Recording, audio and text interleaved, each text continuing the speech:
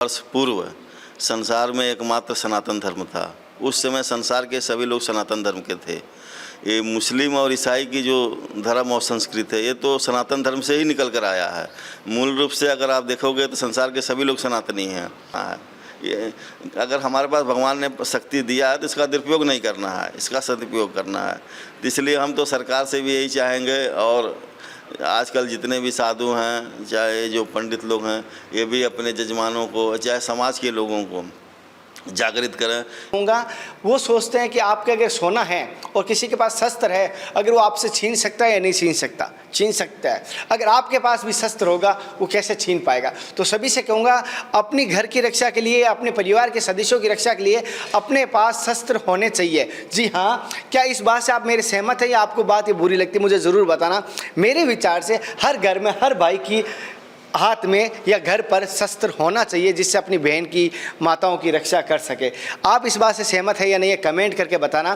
कि हमारा उद्देश्य यही है कि संसार में सनातन धर्म का प्रचार करना और संसार के सभी लोगों को अपने मूल गौरव में वापस लाना, कि सभी सनातनी हैं और संसार के सभी लोग सनातनी बने। हम अपने फेसबुक से, ट्विटर से, चाहे जहाँ भी अपना हम कर सकते हैं, क्योंकि हम एक जगह बंधे हुए हैं, हम पूरे विश्व की यात्रा नहीं कर सकते। हालांकि हमने भारत के अधिकांश भागों में यात्रा किया है। नमस्कार दोस्तों, जनता की आवाज़ में आप सभी का स्वागत करता हूं। मैं कन्हैया शर्मा।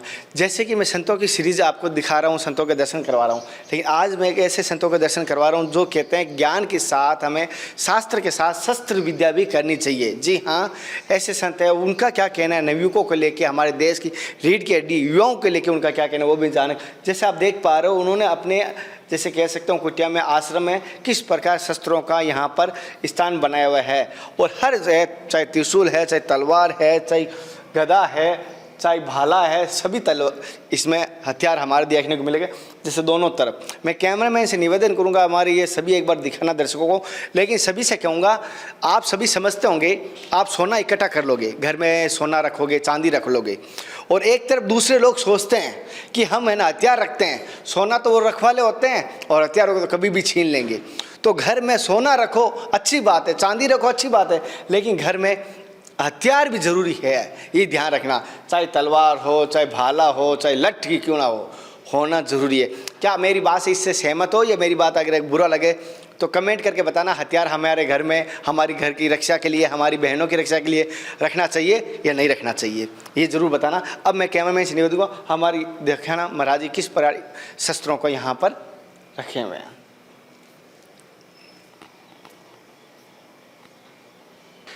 नमस्कार दोस्तों, जनता की आवाज़ में आप सभी का स्वागत करता हूं। मैं कन्हैया शर्मा। जैसे कि आप सभी को पता है, उज्जैन की यात्रा में मैं आपको त्यागी तपस्वी दिव्य संतों के दर्शन भी करा रहा हूं, और यहाँ स्थान है उनके दर्शन भी करा रहा हूं। जो भाई मेरे को उज्जैन में सुबह अगर मिलते हैं, उन सभी का मैं धन्यवाद कहता हूँ। मैं मिल भी रहा हूँ, और जिन भाइयों से अगर नहीं मिल पाता हूँ उन सभी से माफ़ी मांगता हूँ, क्योंकि समय मेरे पास सीमित होता है। जिन महाराज जी के पास आए हैं, पहले उनसे आशीर्वाद लेते हैं, फिर आज की सत्संग शुरू करते हैं। पहले तो गुरु जी मेरी तरफ से और देखने वाले समस्त भारतवासियों की तरफ से आपका चरण साक्षात दंडवत प्रणाम। गुरु जी, आपका शुभ नाम? हमारा नाम है थानापति सेवानंद गिरी। अच्छा, सभी भाइयों को आप क्या संदेश देना चाहेंगे? ऐसा है, भारतीय संस्कृति में सभी लोग एक ही परिवार के हैं, और संसार की सबसे पुरानी संस्कृति भारतीय संस्कृति, सनातन संस्कृति है। मूल रूप से संसार के सभी लोग हिंदू हैं, चाहे सनातनी हैं। आज से 3000 वर्ष पूर्व संसार में एकमात्र सनातन धर्म था। उस समय संसार के सभी लोग सनातन धर्म के थे। ये मुस्लिम और ईसाई की जो धर्म और संस्कृति है, ये तो सनातन धर्म से ही निकल कर आया है। मूल रूप से अगर आप देखोगे तो संसार के सभी लोग सनातनी हैं। मुस्लिम जो है भूतपूर्व हिंदू है, और ईसाई भी भूतपूर्व हिंदू है। अगर सब में एक ही DNA है, तो हम तो ये चाहते हैं कि संसार के सभी लोग सनातनी बने। और रही बात जो आजकल सनातनी बच्चे कमज़ोर हुए हैं, तो इनको सनातन धर्म की सही शिक्षा बचपन से नहीं मिलती है। ये बचपन से ही टीवी देखते हैं, इधर उधर घूमते हैं, और माँ बाप भी इनको शास्त्र और शस्त्र दोनों की सही शिक्षा नहीं देते हैं। शस्त्र का शिक्षा देने का मतलब ये नहीं कि किसी को मार दो। हाँ, शस्त्र का शिक्षा इसलिए दिया जाता है जैसे भगवान राम को दिया गया था, कि अपने देश के रक्षा के लिए, अपने सनातन धर्म के रक्षा के लिए, अगर कोई व्यक्ति हमारे ऊपर हमला करता है तो अपनी आत्मरक्षा के लिए शस्त्र का उपयोग करना चाहिए। तो इसलिए आज के न्यू जितने भी युवक हैं इनको सरकार की तरफ से शास्त्र और शस्त्र दोनों की शिक्षा दी जानी चाहिए, क्योंकि जब तक दोनों में शिक्षा में निपुण नहीं होंगे तब तक वो किसी से लड़ नहीं सकते हैं। लड़ना ये मतलब ये नहीं कि किसी को सही व्यक्ति को मारो, हाँ कोई हमारे साथ अन्याय कर रहा है उसके खिलाफ लड़ना है। ये अगर हमारे पास भगवान ने शक्ति दिया है तो इसका दुरुपयोग नहीं करना है, इसका सदुपयोग करना है। तो इसलिए हम तो सरकार से भी यही चाहेंगे, और आजकल जितने भी साधु हैं चाहे जो पंडित लोग हैं ये भी अपने जजमानों को चाहे समाज के लोगों को जागृत करें कि शस्त्र और शास्त्र दोनों में निपुण रहें और हर हिंदू अपना कमाई का एक अंश सनातन धर्म के हित में लगावे, और जहाँ भी हिंदू के नाम पर रैली हो वहाँ पर जाकर अपना समय दान दें, ताकि आने वाले समय में संसार के सभी लोग सनातनी होंगे। जितने मुसलमान ईसाई हैं इनकी सबकी घर वापसी होगी और सभी हिंदू बनेंगे, क्योंकि ये अपना घर छोड़ के गए हैं, चाहे वो किसी भी कारण से गए हों। तो हम तो ये चाहते हैं कि वसुधैव कुटुंबकम की स्थापना हो और पूरा विश्व एक परिवार बने और संसार के सभी लोग सनातन धर्म के सच्चे शिव भक्त बने। और जो महादेव की हम लोग पूजा करते हैं तो महादेव को ये लोग अल्लाह बोलते हैं, कोई गॉड बोलता है तो एक ही परमात्मा, उसके अलग अलग नाम है।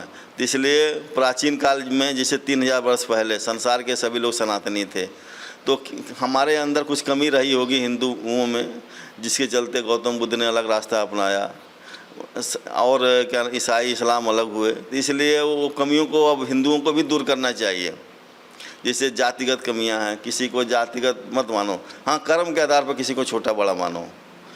और हम तो ये चाहते हैं कि पूरे विश्व के जितने भी मनीषी विद्वान ज्ञानी लोग हैं सब लोग एक प्लेटफार्म पर आकर सनातन धर्म के हित की बात करें, क्योंकि सनातन धर्म कोई एक किसी का नहीं है, सनातन धर्म सबका है। सब इतिहास पढ़ें, आज से 5000 वर्ष पहले संसार में क्या स्थिति थी, उस समय वास्तव में क्या था, उस समय क्या इस्लाम था, नहीं था, उस समय क्या ईसाई था, तो नहीं था। तो जो आज ईसाई और इस्लाम के लोग हैं इनके पूर्वज कौन थे, तो निश्चित रूप से एक ही उत्तर मिलेगा कि सनातनी थे। तो जितने ईसाई और मुसलमान सब हमारे भाई हैं, सब हमारे ही रूप हैं, सब भगवान के ही रूप में हैं, सब शिव हैं। अपने शिव महापुराण में लिखा हुआ है कि सब शिव हैं, संसार के सभी लोग शिव हैं और संसार एक शिव मंदिर है। तो सभी हमारे भाई बहन हैं, सभी हमारे रूप हैं। तो इसलिए हम चाहते हैं कि पूरे विश्व का एकीकरण हो और जितने विद्वान हैं जितने ज्ञानी हैं आपस में लड़ाना छोड़ें, कि एक भाई को दूसरे भाई से अलग करना छोड़ें। सब लोग सनातन धर्म में आवें और पूरा विश्व सनातन परिवार बने और संसार के सभी लोग सनातन धर्म के बने। हमारी यही इच्छा है, क्योंकि ये प्राचीन काल में था, आज से 4000-5000 वर्ष पहले यह था। तो हम चाहते हैं कि आने वाले 20-30-40 वर्ष में सब लोग थोड़ा थोड़ा प्रयास करें, तो 10-20 वर्ष में ऐसी स्थिति आ सकती है। ओम नमः शिवाय। महाराज जी, जैसे कि मैंने देखा हूँ कि यहाँ पर जो आपने शस्त्र रखे हुए हैं, अनेकों प्रकार के रखे हुए हैं, गदाई भी रखी हुई है, तलवार भी, भाले भी रखे, तो ये क्या क्या उद्देश्य को आप प्रकट करना चाहते हैं? ये प्राचीन काल में ऐसे हथियार होते थे युद्ध के समय में, और उसका ये उदाहरण है। जैसे आजकल बंदूकों से लड़ाई लड़ी जाती है, आजकल की लड़ाइयाँ अन्य प्रकार से लड़ी जाती हैं, लेकिन आज से 2000 वर्ष पहले, 3000 वर्ष पहले हाथियों से, ऊँटों से, घोड़ों से, इन सब चीज़ों से लड़ाई लड़ी जाती थी। तो उसमें फरसा होते थे, तीर होते थे, भाले होते थे, त्रिशूल होते थे, गदा होती थी। तो उसका एक नमूना है कि भाई आप लोगों को प्राचीन काल को भी याद करो कि ऐसे आज भी शस्त्र विद्या सीखनी चाहिए। हाँ, शस्त्र विद्या तो सबको सीखनी चाहिए। देखिए जैसे NCC है ना, तो NCC पता चलता है कि 10 विद्यार्थी लेते हैं, 20 विद्यार्थी नहीं लेते हैं। हाई स्कूल, इंटर में, BA में, चाहे BSc में हमने भी NCC लिया था जब हम 12वीं में था, 11वीं-12वीं में 20 सर्टिफिकेट हमने किया था। तो हमारा ये मानना है कि कंपलसरी कर दे उसको। जब 9वीं में विद्यार्थी आवे तो उसको शस्त्र विद्या का, जैसे कि विज्ञान का पाठ होता है, गणित का पाठ होता है, भूगोल का पाठ होता है, उसी तरह अंग्रेजी का पाठ होता है, हिंदी का, संस्कृत का सब पाठ होता है। उसी तरह से शस्त्र का जो है एक, जैसे योग है तो योग और शस्त्र को मिलाकर एक कंपलसरी पाठ कर दे, ताकि बच्चा जो है जब विद्यार्थी जीवन से निकले, पढ़कर 20-25 साल में जब गुरुकुल चाहे कॉलेज जब छोड़े, तो वो उसके मन में एक शारीरिक रूप से बलिष्ठ रहे और आत्मरक्षा के लिए, देश रक्षा के लिए, धर्म रक्षा के लिए, सनातन धर्म के लिए अगर ज़रूरत पड़ने पर वो क्या नाम है लड़ सके। महाराज जी, जैसे एक चीज़ और जानना चाहता हूँ, माफ़ी चाहूँगा कि गलती हो जाए। जैसे कि आप बच्चापन से संत बने, तो क्या भाव आए, ये क्या उद्देश्य को लेकर आप सन्यासी संत बने? हमारा लालच यही था कि एक हमारा सनातन धर्म के प्रति प्रेम था। हाँ, हम बचपन से जो अपने सनातन गुरु रहे, जैसे स्वामी विवेकानंद, स्वामी दयानंद सरस्वती, और उसके पहले भी जो भी गुरु दत्तात्रेय रहे, चाहे जो भी शंकराचार्य जी रहे, यहाँ तक कि कबीर भी रहे, दादू भी रहे, यानी जो भी अपने सनातन परंपरा में सैकड़ों संत हुए, संत तुकाराम हुए, कोई मीराबाई हुई, कोई भी रहा, तो उनके हम पदों को पढ़ता था, चाहे सुनता था, चाहे उनकी कहानी सुनता था, तो मन में अच्छा लगता था। तो हमको भी मन में भी, जब मैं 20, 22, 25 साल का था, तो मन में एक इच्छा होती थी कि हम भी भगवा कपड़ा पहने। हम पैंट बुशर्ट पहले पहनते थे, तो जब हम पैंट बुशर्ट पहनते थे तो मन में अंदर से एक गुदगुदी होती थी कि हम भी भगवा कपड़ा पहने। तो फिर भगवान की इच्छा हुई कि उन्होंने हमारी पुकार सुनी होगी, तो फिर हम घर छोड़कर हरिद्वार आए। हरिद्वार में कुछ दिन हमने पैंट बुशर्ट पहन के घूमते रहे। फिर बाद में धोती कुर्ता, हमने पहले सफ़ेद धोती कुर्ता पहना, फिर भगवा धोती कुर्ता पहना। बाद में हमने अखाड़ा में आ गए, अवान अखाड़े में आ गए। तो इस आधार पर हम जो है संत बने और हमको बड़ा अच्छा लगा कि हमारा उद्देश्य यही है कि संसार में सनातन धर्म का प्रचार करना और संसार के सभी लोगों को अपने मूल गौरव में वापस लाना, कि सभी सनातनी हैं और संसार के सभी लोग सनातनी बने। हम अपने फेसबुक से, ट्विटर से, चाहे जहाँ भी अपना हम कर सकते हैं, क्योंकि हम एक जगह बंधे हुए हैं, हम पूरे विश्व की यात्रा नहीं कर सकते। हालांकि हमने भारत के अधिकांश भागों में यात्रा किया है, अभी हम यहाँ 1-2 साल से हैं, लेकिन हमने सब जगह गए हैं, दक्षिण, पूर्व, पश्चिम, सब जगह, थोड़ा बहुत सब जगह गए हैं। तो हमने सबको यही संदेश दिया कि आप सनातन धर्म के प्रचार करो। अगर आपके पास समय है तो सनातन धर्म का प्रचार करो। अगर कुछ सनातन धर्म के हित में तन मन धन से कुछ न कुछ करो, और एक लक्ष्य है कि संसार के सभी लोग सनातनी हों, इतना तो निश्चित है। जैसे कि गुरुजी ने कहा, और जैसे कि सभी माताएं भाई कहते हैं कि दुख का कारण, मैं आपको कहूँगा दुख, ये धरती पर महाराज जी सभी कहूँगा ये दुखाली ही है, यहाँ तो दुख तो अवश्य ही रहना ही रहना है। हाँ, देखिए ऐसा है, थोड़ा बहुत दुख तो सबको लगा रहता है। कहीं कोई बीमारी है, कहीं किसी का काम रुका पड़ा है, ये तो चलता रहेगा। और दुख का कारण हम खुद हैं, हमारी पूर्व जन्म की गलतियां हैं, चाहे इस जन्म की गलतियां हैं, जिसके कारण हम दुख झेल रहे हैं। दूसरा कोई नहीं है दुख का कारण, हम खुद हैं। जैसे कि महाराज ने कहा, दुख का कारण हम स्वयं होते हैं और हमारी लालसा, हमारी इच्छाएं दुख का कारण बन जाती है। और देखिए ऐसा है कि अगर जैसे मान लीजिए हम शिव महापुराण है, चाहे देवी पुराण है, चाहे रामचरितमानस है, अगर इसको हम आधे घंटे रोज़ पढ़ें, ज़्यादा नहीं, प्रतिदिन सवेरे स्नान करने के बाद आधे घंटे रोज़ स्वाध्याय करें, अध्ययन करें आधे घंटे मात्र, तो हमारे दुख तो लगभग समाप्त हो जाएंगे। नहीं समाप्त होंगे तो 50% तो निश्चित समाप्त हो जाएंगे, क्योंकि उन वो विचारों पढ़कर अंदर से इतनी संतोष मिलेगा, हमको इतना संतोष मिलेगा कि क्या नाम है, संत लोग एकदम नंगे पैर, खाने का भी नहीं है, जंगलों में घूम रहे हैं, भगवान का नाम ले रहे हैं, बरसात में भीग भी रहे हैं, धूप में चल रहे हैं तो नंगे पांव चल रहे हैं, और क्या नाम है, वो गर्मी का भी सह रहे हैं, लेकिन हम भगवान के आनंद में मस्त हैं।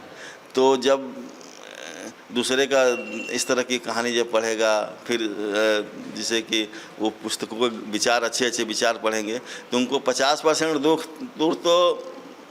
दूर हो जाएंगे और वो आनंद में आ जाएगा।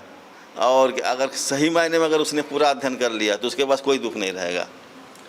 जैसे कि महाराज जी ने बताया, तो मैंने महाराज जी की आज सत्संग लिए विचार जाने किस प्रकार लगे। महाराज जी ने जैसे कहा, हमें सभी को जागना होगा, धर्म की रक्षा करनी होगी। फिर मिलते हैं नए संत महात्मा के साथ, तब तक जय हिंद, वंदे मातरम, हर हर महादेव, जय श्री कृष्णा, जय श्री राधे।